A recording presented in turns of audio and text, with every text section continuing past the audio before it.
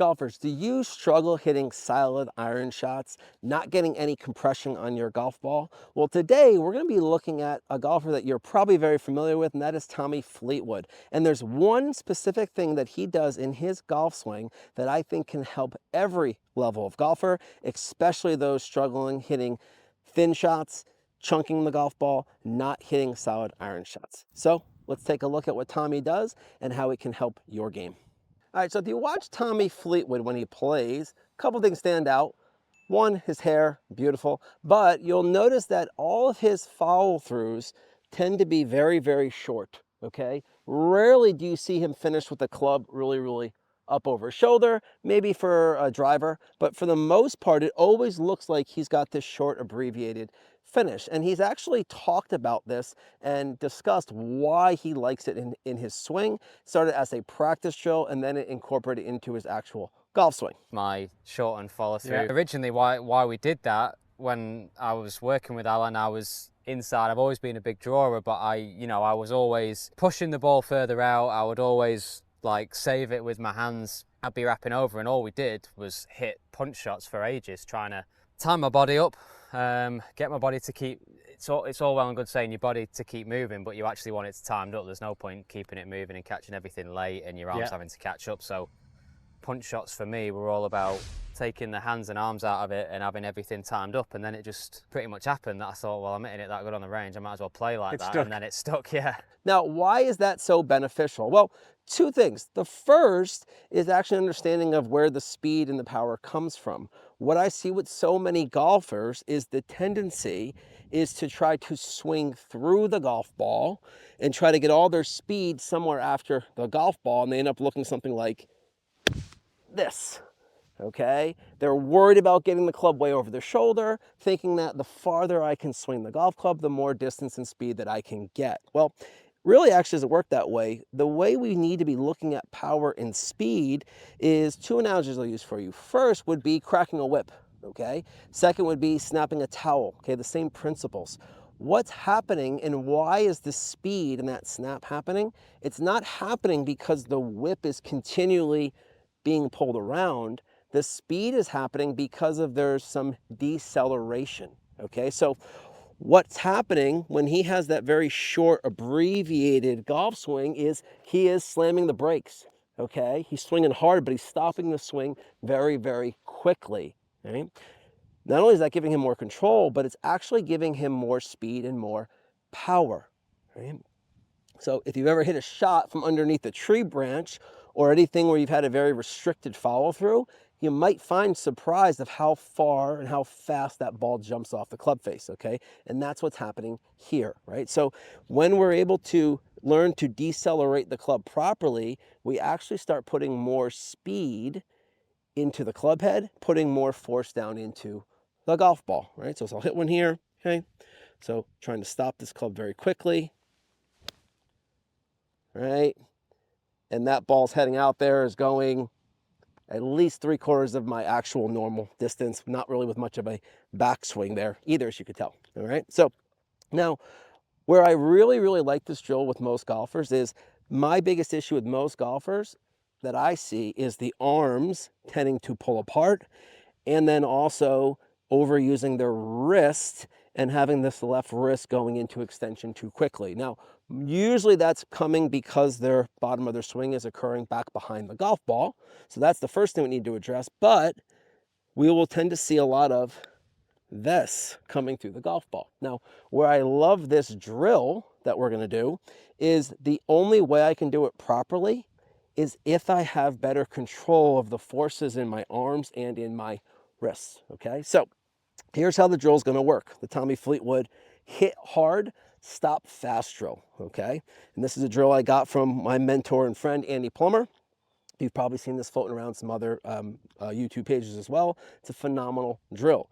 And we're gonna do it just as it says. We're not trying to hit super easy swings. We're trying to hit this ball hard, but we're doing so with the shortest follow through that we possibly can. So first in my setup is I'm gonna make sure that I have more weight on my front foot, okay? And that's because we're making a very short swing. We don't really have any time to transfer much weight, so we're just gonna go ahead and start with it there, right?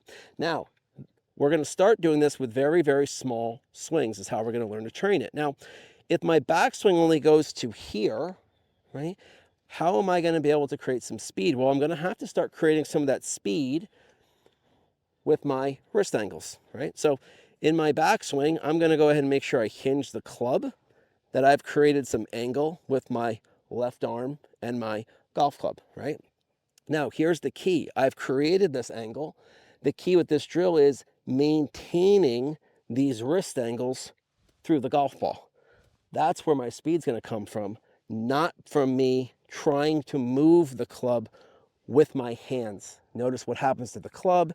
It's going to move out too quickly. We're going to bottom out behind the golf ball, and then we're inevitably going to have to bend the arms, and then we can't stop the club close to the ground. Okay, so first step of this drill is going to be very, very short swing. So I'm going to take the club back. I'm going to get some wrist hinge here first, and I'm just going to hit one out, trying to stop this club as soon as I can after the golf ball. So it's going to look like this. A little bit of wrist.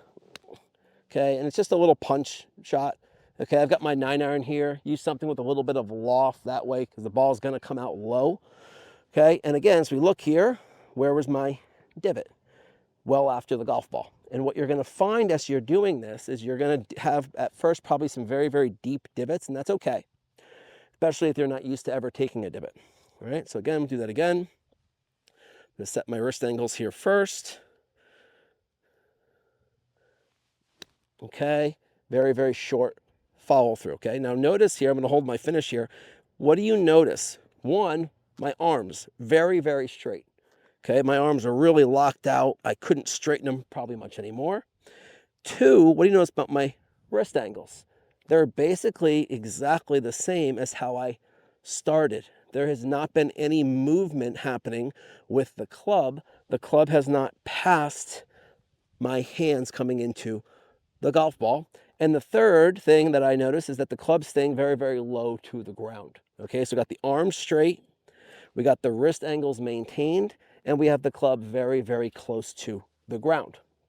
Done incorrectly, for the golfer that struggles with taking divots and struggles topping with topping the golf ball, we're going to see something that looks like this. Okay, and notice where my finish is. My arms are bent. The club is finished very high off the ground, and then it's also past my hands. We take a look, all right? And this is the biggest issue I see with so many golfers is they do not know how to control their golf club using their arms and using their wrists. And this drill, what we see, what looks so nice in Tommy Fleetwood swing, can really, really go a long way to helping us make that solid contact that we're all striving for. So, okay, again, do it the correct way. So here's my setup. And again, these are very short swings. The challenge I would have for you to make is trying to make the shortest swing you possibly can make, hitting the ball as far as you possibly can, okay? If I did it the opposite, created no wrist angles, and then lost my angles coming through, okay, that ball just rolled out there about 20 feet, right? And you can see there how there was no compressing on the golf ball. There was nothing on that golf ball, right? And that's where a lot of players struggle. Whereas on the opposite end, when I create my wrist angles here first, and then maintain them coming through, notice the difference in the sound. Okay, and that golf ball just jumped out there about 80 yards with that golf swing. Okay, I know you can't see the flight of the ball, but you can hear the sound. You can see that ball jumping right off that club face, right? So do it again. So again, we're hitting hard. We're stopping quickly as soon as you possibly can. Weights on the front foot. We're going to make some wrist angles going back. The club's hinged up. Butt of the club is right over top of the ball. Okay, and there's my follow through. Okay, and again, this position right here, as you look at any good ball striker, they're going to get the club somewhere into this position in the follow through. Their arms are going to be pretty straight. Yes, there are some players that have a little bit of bend. I want those things to be straight for most every golfer. Okay, second, their wrist angles haven't really changed. As we turn back, my left arm and the left wrist and my right wrist are the same. The left wrist is pretty flat, and the right wrist has some bent back to it. That positions the the hands, excuse me, ahead of the club head, and now I'm just keeping that all the way through the swing. Again, very short follow through, I can do that. Done incorrectly, again, what is that going to look like? It's going to look the opposite. It's going to look something like this. Okay, now while I made good contact with the ball, notice there's no divot, there's no compression, and then look where my follow through is, okay? And this is why I love this drill, is because it's very, very easy to tell whether or not you did it right. You really can't cheat it. Even if you hit an okay shot, you can just tell and look at the finish, did you do it correctly, all right? So again, here's the drill. Set the wrist angles up first. Short follow through, okay? And that ball just jumping off the club face, okay? So that's gonna be the first drill that we're gonna do, okay? Now, a variation that we can do of this drill, I'm just gonna move this stick here, is you're gonna take one of these alignment sticks and you're gonna place it behind the golf ball. Now, if you're not up for the challenge of the alignment stick, you can simply use a towel of some sort. Now, I'm gonna start with it at about a grip length apart, okay? But what this is going to force me to do, what can I not do coming into the golf ball? Release my wrists, bend my arms, because where's that thing going to be? It's going to hit back, all right? So I'm going to start it pretty close here. All right, now I'm just going to slowly start moving that in a little closer. Again, don't feel the necessity to use this. You can use a towel, anything would work, okay? I'm going to get this really tough. Now, I don't have any room to throw or release my wrist. If I release the wrist back here, then we're going to have more of this look coming through the golf ball. All right, so my weight's moving forward, make a little swing back, pick it up over the stick, and that's as good as I can hit one right there. Okay, and then again, notice where my follow through is. Arms are straight, club finishing close to the ground. And a cue I like to give some people sometimes is notice my thumbs. My thumbs are pointed down to the ground as opposed to towards the target, or even worse, up to the sky. Okay, so that's a little variation that you can do, is just put a towel, a stick, anything really, something behind the golf ball, just to give you even more feedback and to teach your brain that, hey, I've got to have that club higher off the ground. And if it's higher off the ground coming down, it's going to be lower to the ground coming through, as opposed to it being low to the ground and then getting higher as I work through the golf shot. Okay, so now that I've learned to train that with these very, very small swings, all I'm going to do is simply allow myself to have a longer backswing, but still trying to keep that very, very short follow through, right? So here was the drill, setting my wrist angles, had a little bit of a pivot maybe, but again, very short follow through.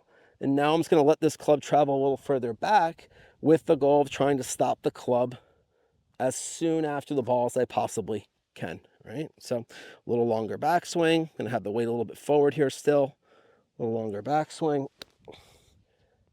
Okay. All right, that one worked pretty well. Notice where my club hit the ground, right? After the golf ball, still working down, as opposed to the poorer golfer where the club is working up through the hitting area. All right, set that one again. Try to go a little bit longer backswing here now. Still same short follow through. Weights forward.